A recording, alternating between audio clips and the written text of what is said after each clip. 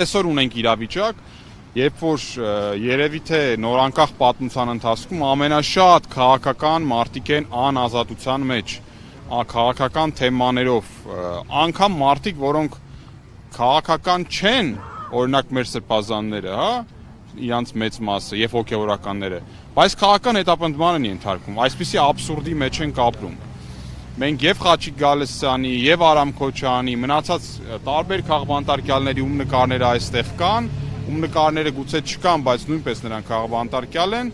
իրավունքների պաշտպանության խնդիրն ենք բարձրաձայնում եւ բարձրաձայնելու ենք։ Որևէ պատճառ չկա, որ այդ մարդիկ պետք է լինեն անազատության մեջ։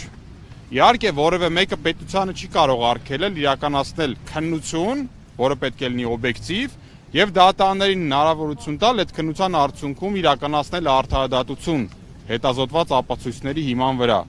Բայց մարդկանց ազատությունից զրկել նմանատիպ օթից վերցրած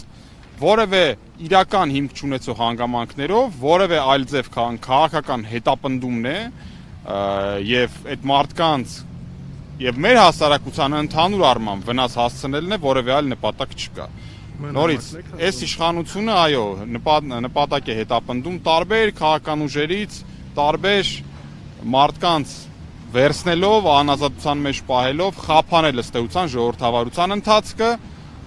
հնարավորություն չտալ այդ քաղաքական ուժերին իրենց